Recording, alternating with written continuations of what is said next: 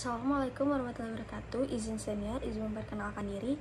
Nama Farah Dibi Septiana, NIT 2002-2006, Prodi S1 Teknik Dirgantara kelas Charlie. Di sini saya akan mengulang materi yang pertama, yaitu sejarah penerbangan pada tanggal 28 Januari 2022. Sejarah penerbangan.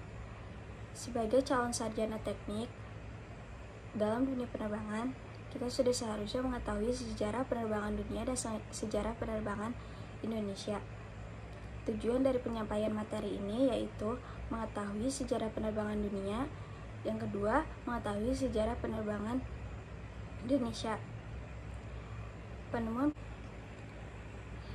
pesawat terbang merupakan penemuan alat transportasi yang sangat penting di dunia, yang dimana pesawat terbang merupakan alat transportasi yang sangat populer di masa ini.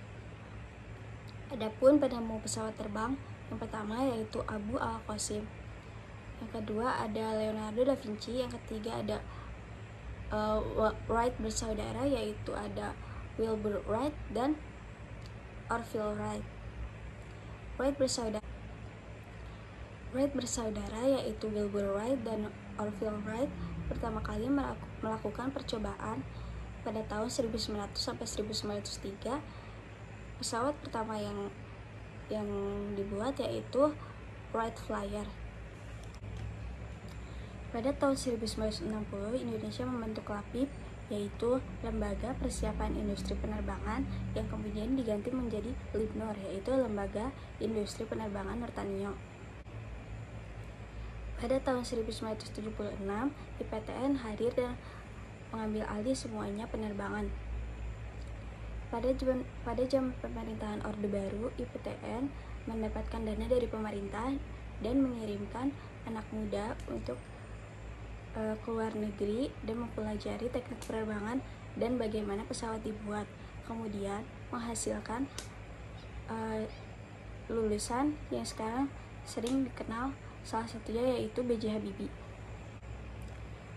Kemudian IPTN berubah nama menjadi PTDI, yaitu PT Dirgantara Indonesia. Pesawat seperti N250 dan N230 berhasil diciptakan. Kemudian perusahaan seperti Boeing dan Airbus berhasil digandeng. Izin senior, izin menyampaikan materi kedua yaitu macam-macam organisasi penerbangan dunia. Macam-macam organisasi penerbangan dunia ada 5, yaitu IATA, ICAO, INACA, UFTA, dan ASITA. Yang pertama ada IATA, yaitu Indonesian Air Transport Association. Pertama didirikan di Den Haag, Belanda. Adapun tujuannya yaitu membantu maskapai penerbangan dunia untuk bersaing secara sah dan mencapai keseragaman penetapan harga. Adapun beberapa anggota IATA yaitu Regional Asia Pasifik, Regional Afrika, Regional Tiongkok dan Asia Utara, Regional Eropa, Regional Amerika Utara, dan lain-lain. Selanjutnya ada ICAO, yaitu Indonesian Civil Aviation Organization, didirikan pada tahun 1947.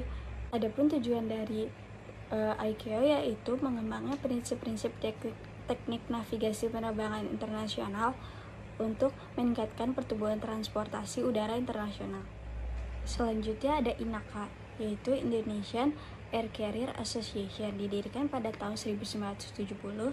Adapun tujuan dari INACA yaitu menyediakan kerangka kerja positif untuk membicarakan langkah-langkah mengurangi dampak persaingan tidak sehat. Maskapai yang bergabung pada INACA yaitu ada AirAsia.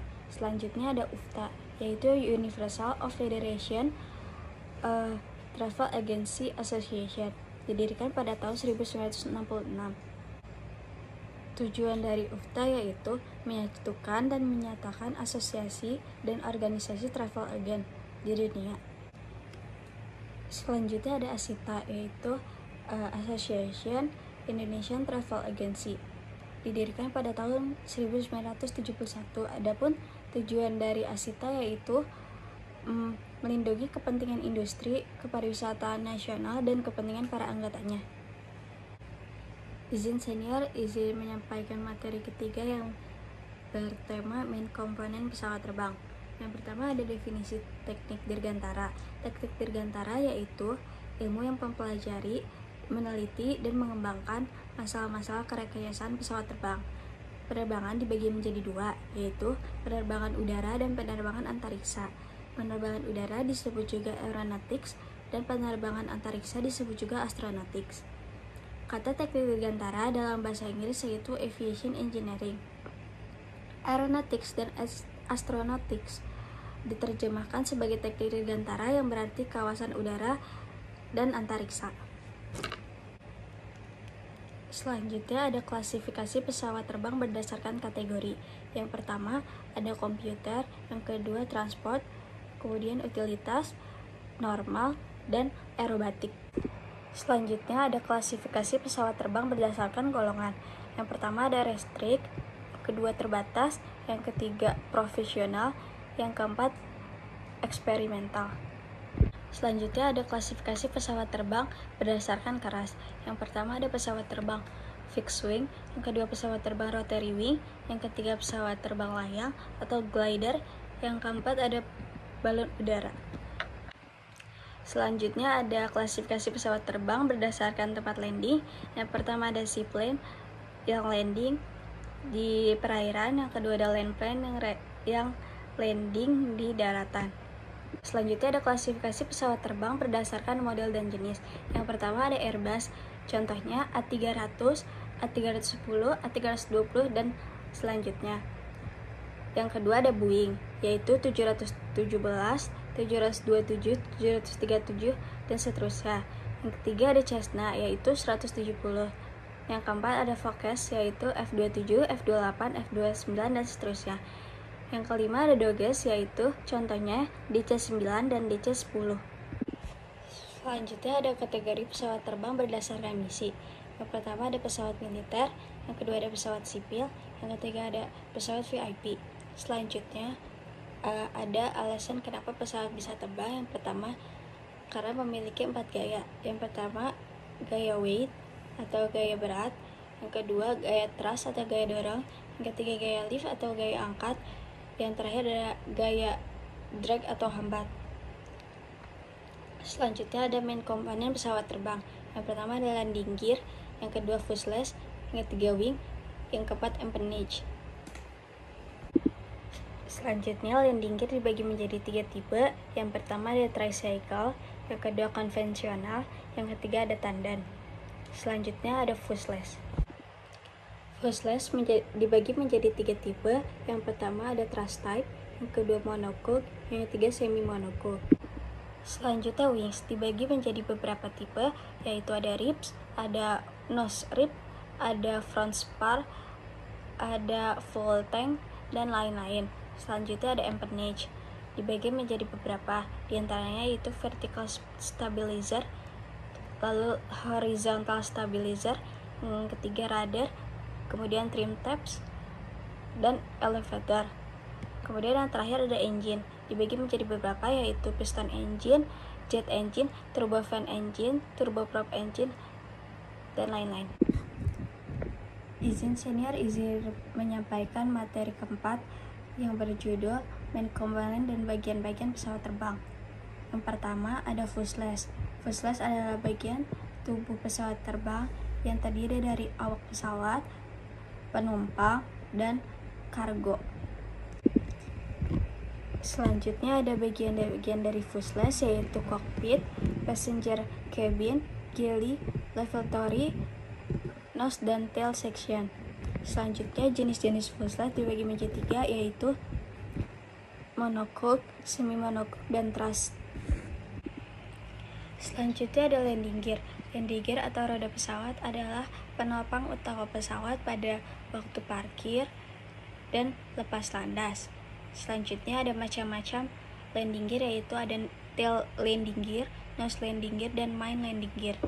Selanjutnya ada flight control, yaitu aileron, radar, dan elevator. Selanjutnya ada bagian-bagian engine, yaitu air intake, kompresor, combustion chamber, turbine, dan exhaust. kompresor berfungsi untuk memanfaatkan udara agar bertekanan. Contoh dari jenis-jenis kompresor yaitu ada aksial dan sentrifugal. Selanjutnya, combustion chamber berfungsi untuk ruang pembakaran antara api, fuel, dan udara. Jenis-jenis dari combustion chamber yaitu can, annular, dan can annular. Selanjutnya ada turbin, berfungsi untuk merubah energi kinetik menjadi energi mekanik. Contoh dari turbin yaitu impulsor, reaksan, dan impulsor reaksan. Selanjutnya ada exhaust nozzle, berfungsi untuk sebagai ruang tempat pembuangan hasil pembakaran. Contohnya dari jenis-jenis exhaust nozzle yaitu convergent dan divergent. Izin senior, sekian penyampaian materi dari saya. Mohon maaf apabila ada kesalahan. Wassalamualaikum warahmatullahi wabarakatuh.